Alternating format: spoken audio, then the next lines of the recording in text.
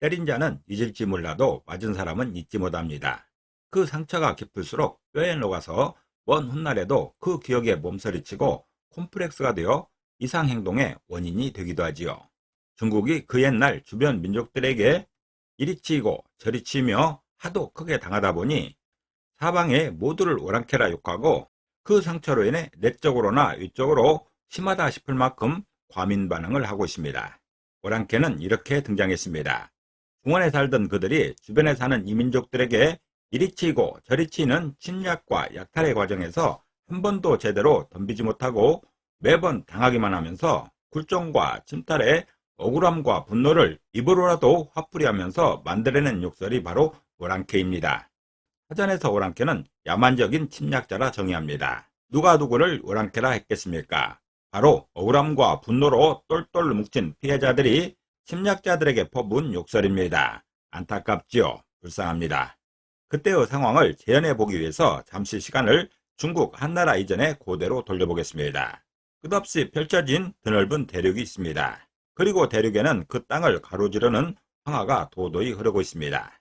사람들은 각자의 모습대로 여기저기 모여 사는데 그 물이 그들의 삶에 결정적인 역할을 했지요. 도처에 사는 여러 부족들이 경쟁을 하고 때로는 협력을 하는데 그들이 모이는 이른바 전략적 요충지가 사통팔달의 지점이 되는 황하의 중류, 즉 중원 땅이었습니다. 황하의 중류가 대륙에서 중심이 되고 그 중심을 중원이라 하면서 동서남북 사방에 여러 민족들이 산지하며 각자의 삶을 살아가고 있었습니다. 중원 땅은 대륙을 관통하는 황하의 물줄기가 굽이쳐 흐르는 곳으로 사람들의 이동에 관한 요충지가 되어 대륙의 중심이 된 것입니다. 그 중원 땅을 중심으로 북으로는 고비 사막과 몽골 초원이 드넓게 펼쳐져 있어서 황량함 그 자체였고 서쪽에는 티베트 고원을 시작으로 히말라야 산맥부터 천산 산맥까지 3000m 이상이 되는 최고의 산들이 즐비한 고원지대입니다. 남으로는 스촨 분지를 지나 장강이 흐르는 곳까지 중간에 유수가 흐르는 험한 산세와 약간의 평야가 적당히 배치되어 있습니다. 동쪽에는 태산을 기점으로 만주평야까지 넓은 벌판이 포진되어 있지요. 중원을 중심으로 동서남북 곳곳에 사람들이 모여 살고 있었는데 이곳에 사는 사람들은 그 지역의 환경에 알맞는 체형과 성격을 가지고 그야말로 적자 생존으로 환경에 적응하며 살아갔지요. 이 중원 땅에 처음부터 사람들이 모여 산 것은 아닙니다. 고대 사회는 수렵과 약탈의 시대이기 때문에 사람들의 눈에 잘 띄는 곳은 아무래도 생존에 위험했지요. 중원은 이동의 요충지로서 사람들의 왕래가 잦은 곳입니다. 그래서 항시 위험을 안고 사는 곳이지만 한편으로는 교통의 요충지여서 경제적인 기회가 많기도 했지요. 당시 중원 땅은 전쟁 시에는 피비린내 나는 전쟁터로 변했지만 평상시에는 물류의 중심으로 기회의 땅이었습니다. 요즘식으로 말하면 중원 땅은 전략적 요충지로서 대륙 교통의 허브 역할을 하면서 물류 이동의 중심이 되어 군사적으로나 경제적으로 중추적인 역할을 맡았던 것입니다. 오죽하면 그 중원 땅에서 황하 문명이 발현되었지요. 그래서 이를 세계 문명 발상지 중 하나라고 하는 것이고요. 현대사회였다면 중원은 기회의 땅이었겠지만 아무래도 고대에는 약탈과 전쟁이 일상이었기에 처음부터 그 위험한 중원에 많은 사람이 살고 있었던 것은 아니고 도처에 사는 여러 부족들 중에 이지에 밝은 사람들이 위험에도 불구하고 기회를 찾기 위해 하나둘 모여들면서 집단 거주지로 변모한 것입니다. 다시 말해서 중원 땅에 사는 사람들은 원래부터 그곳에 사는 사람들이 아니고 각지에서 하나둘씩 모여든 사람들입니다. 어쩌다가 평화가 길어지면 재산이 쌓이면서 그들의 힘은 강해지고 더 많은 사람들이 모여든 것이죠. 원래는 대륙의 각처에 산재하며 살던 사람들 중에 재빨리 중원으로 이동한 사람들은 몇 대에 걸쳐 살면서 상대적으로 잘 먹고 잘 살게 되었으니 원래의 고향은 잊어버리고 그곳이 자신들의 고향, 즉 삶의 터전이 된 것입니다. 그렇게 시작된 것이 중원 땅에서의 삶이었고 현재 중국이라 부르는 그 땅에 사는 사람들의 모태가 된 것입니다. 아무리 시대가 고대 사회라지만 그 사회에서도 나름 물류가 있었던 것이고 각처에 사는 사람들보다 중원에 사는 사람들의 살림이 넉넉하니 그들이 어려울 때마다 좋은 먹잇감으로 보이는 것은 당연한 수순이었겠지요. 얼마라도 여유가 생길만 하면 각처의 부족들이 시도 때도 없이 쳐들어와서 죽이고 빼앗고 망가뜨리는 침략과 약탈로 인해서 중원은 폐허가 되기 일쑤였습니다. 구체적으로 누가 그랬겠습니까? 중원의 동서남북에 사는 사람들은 모두가 강하고 무시무시한 군사들이었지요. 그 중에 북쪽에 사는 사람들을 북적이라 했는데, 북적의 적자는 큰 짐승을 의미하는 큰 개 견자와 불같은 성격을 의미하는 불화자가 결합된 모양으로서 덩치는 산만하고 성격은 불같이 사나운 그야말로 맹수처럼 포악한 사람들이 고비 사막과 몽골 초원의 황량한 자연에서 살고 있었던 것입니다. 중원의 서쪽에는 티베트 고원 같은 험준한 산악 지역에 사는 사람들입니다. 그런 곳에 사는 사람들의 모습을 융자로 표현했습니다. 그곳의 군사들은 창 다루는 솜씨가 기가 막혔던 것이지요. 서용의 융자는 창을 의미하는 창과 자와 완벽하다는 의미의 열십자가 결합된 모양으로서 험준한 산악 지역에서 1대1로 대결하여 산짐승을 사냥하는 그런 사람들의 창 다루는 솜씨를 표현하고 있습니다. 중원의 남쪽에는 유수가 흐르는 곳으로 주변의 산세도 제법 험한 곳입니다. 저 아래 장강까지 적당한 평지와 높고 낮은 산들로 채워진 지역에 곳곳에 사는 부족들을 통틀어 남만이라 했습니다. 남만의 만자는 상부에 옷단장을 의미하는 실사자가 있고 그 중간에 말씀 원자가 결합된 모양입니다. 말솜씨가 기가 막히다는 그런 뜻입니다. 또한 하단에는 벌레를 의미하는 벌레 회자가 있어서 마치 벌레처럼 말을 잘한다는 것으로서 뱀처럼 교활하다는 말과 일맥상통하지요. 중원의 동쪽에는 태산이 높다하되 하늘 아래 묘로다 하는 그 태산을 기점으로 만주평야까지 드넓은 벌판이 펼쳐집니다. 그 당시 넓은 벌판을 달리려면 가장 효과적인 수단이 말입니다. 무기는 칼이나 창보다 활이 더 효과적이겠지요. 그래서 동이족은 기마민족이고 활을 잘 다루는 특기를 가졌던 것입니다. 그곳에 사는 사람들을 이자로 표현했지요. 오랑캐 이자라고 부르는 이 이자는 큰 사람을 의미하는 큰대자와 활을 의미하는 활궁자가 결합해서 기골이 장대한 사람이 활을 차고 있는 모습입니다. 동이족의 특징은 말을 타고 활을 잘 쏘는 것으로 표현하고 있는 것이지요. 여러분들이 그 시대의 사람이라 생각하면서 그 상황을 상상해 보십시오. 중원 땅에는 물류가 집결하는 천혜의 요충지로서 온갖 기회를 독점하고 있습니다. 그래서 그들의 생활은 상대적으로 풍족하고 여롭습니다. 사방의 민족들은 사막에서, 고원에서 또는 벌판에서 거친 삶을 살지만 항시 부족하고 팍팍합니다. 그 시절은 수렵과 약탈의 시절입니다. 그야말로 약육강식의 정글 같은 상황인 것이죠. 여러분이 사방에 사는 민족이라면 항시 중원 땅에 그 기회와 풍부한 물자를 잘 알고 있습니다. 어떻게 하시겠습니까? 그래서 그들은 각자의 특기대로 중원을 침략하여 제압한 후에 약탈하여 자기 공동체의 살 길을 찾았습니다. 실제로 그렇게 했습니다. 기회가 되는 대로 활을 들고 창을 들고 쳐들어가서 거의 모든 것을 빼앗아 왔지요. 그 상황에서 중원에 사는 사람들은 죽을 맛이었겠지요.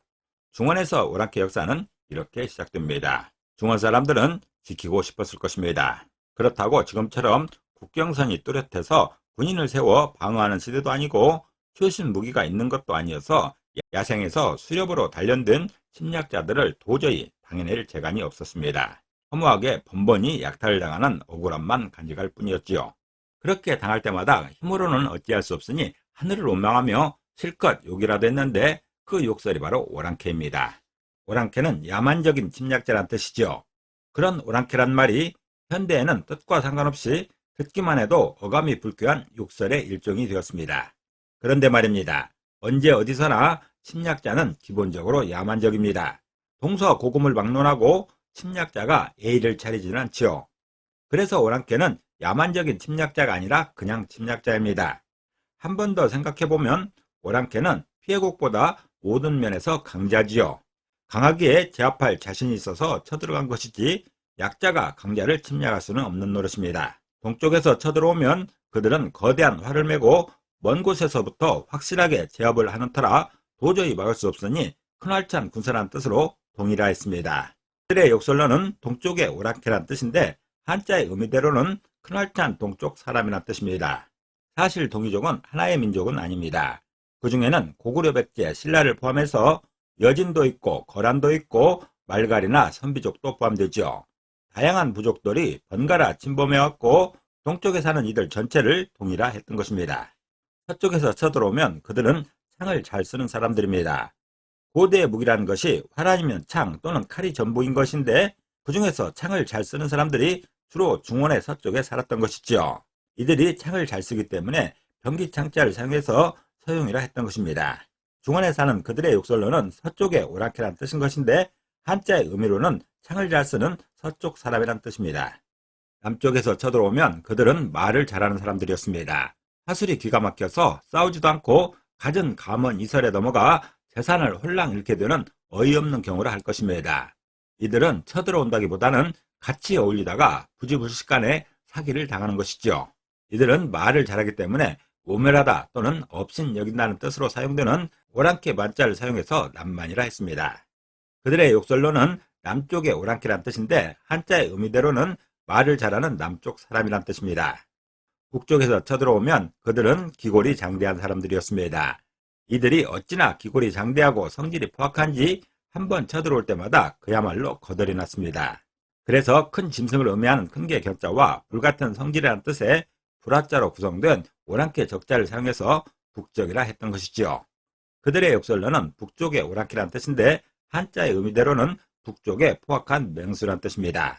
중원에 살던 사람들은 도저히 동서남북의 적들을 대항할 방법은 없고 그저 다 털린 후에 욕이나 실컷하면서 동서남북의 강한 군사들을 야만적인 침략자란 뜻으로 오랑캐라 부르며 말로라도 분하고 억울함을 해소했던 것이지요.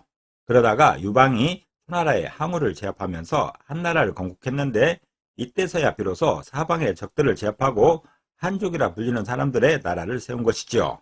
그러나 이마저도 알고 보면 한고조가 되는 유방이 지역적으로는 남말 출신이면서 동이족의 후손으로 알려져 있습니다. 어린 시절 유방은 현재의 중국 강소성에 해당하는 해안 풍읍의 중양이란 곳에 살았던 것이지요. 즉 순수한 중원 사람들로 나라가 세워졌다고 할 수도 없는 노릇입니다. 아무튼 중국 사람들이 한족으로 인해서 처음 통일된 나라를 세웠다고 주장하는 최초의 국가가 한나라입니다. 이후에도 계속되는 이민족의 침략으로 현재 중국의 바로 전인 청나라에 이르기까지 한족은 침략과 약탈로 인해 공포가 계속되었습니다. 이민족의 침략으로 생겨난 오랑캐 콤플렉스는 고대 국가에서 비롯되었지만 현재 중국에도 오랑캐 콤플렉스는 사실상 진행형이라 할 수 있습니다.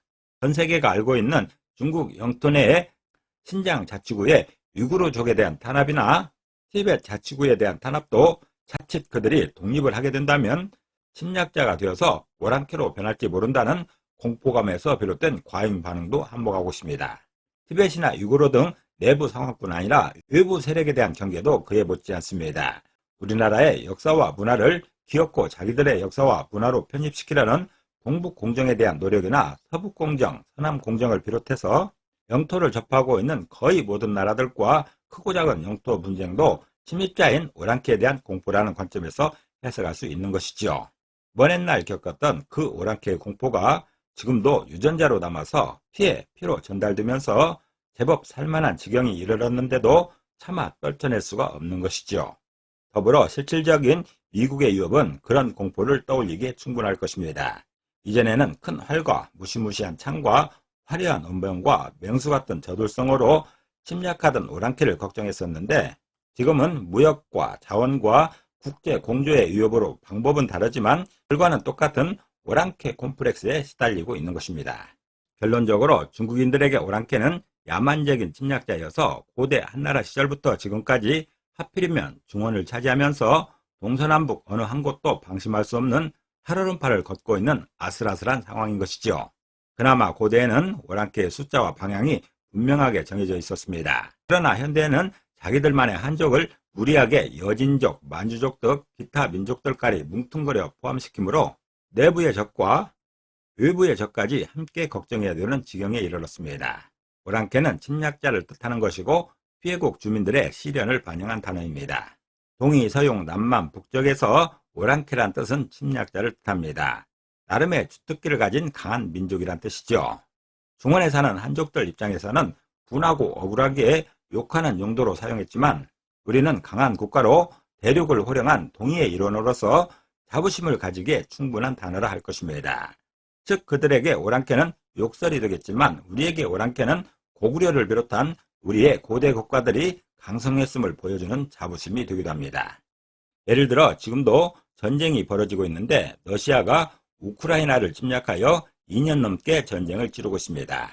이 경우에 우크라이나는 피해자가 되는 것이고 러시아는 야만적인 침략자, 즉 오랑캐입니다. 이스라엘과 팔레스타인이 전쟁을 치르고 있습니다.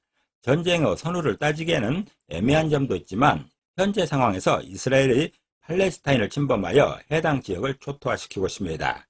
이 경우에는 이스라엘이 침략자, 즉 오랑캐인 것이고 팔레스타인이 피해자입니다. 이전에 우리도 무찌르자 오랑캐 몇백만이냐, 대한 남아가는데 초괴롭구나 라는 노래를 부를 정도로 치를 침략자가 있었습니다. 바로 한국전쟁 때 우리를 침범한 중공군이 오랑캐였던 것이죠. 오랑캐는 야만적인 침략자를 의미합니다.